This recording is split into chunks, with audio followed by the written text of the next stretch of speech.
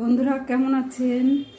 আজকে আমি শিবরাত্রি তো একটু সাবুর কিছু না করলে, যদিও আমি উপোস করিনি, তবুও আমি সাবুর কিছু সাবুর জিনিস এইসব দিনে খেতাম তো, তাই আজকে সাবুর একটা প্রিপারেশন ড্রাই ফ্রাই করছি সাবুটা, আর এই বাদাম আর কিশমিশ তা একসঙ্গে ড্রাই ফ্রাই করবো আর করে গুঁড়ো করবো। আর এখানে একটা আলু সেদ্ধ নিয়েছি, লঙ্কা নিয়েছি, এই জিরে নিয়েছি, হলুদ নিয়েছি, নুন নিয়েছি, আর এই হচ্ছে আদা, আর একটু গরম মশলা দেবো,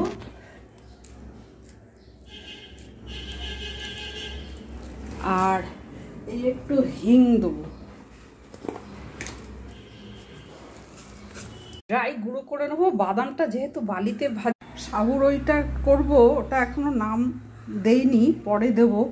এই তার সঙ্গে এই মশলা মাখানো এটা ড্রাই গুঁড়ো করে নিয়েছি, এর সঙ্গে একটু দই দেবো, এই যে দই দিলাম, আর এই আলু সেদ্ধটা দেবো। এবার একটা দইয়ের ডিপ বানাবো, ওই সাবুর ওইটা প্যানকেক বলুন কি নাম দেবো পরে দেবো, সেইটা ডিপটা বানাবো দইয়ের। এই যে দই ফেটিয়ে নিয়েছি, আর এই বিট নুন, আর এই জিরে, শুকনো লঙ্কা, গোলমরিচ ড্রাই ফ্রাই করে গুঁড়ো করবো। এটা দিতে ভুলে গেছিলাম।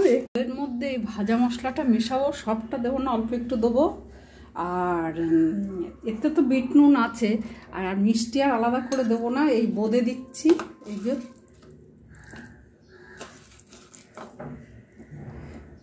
আর এই সাবু ভিজানো দেবো, এই ওভারনাইট ভিজিয়ে রেখেছিলাম 1 চামচের মতো।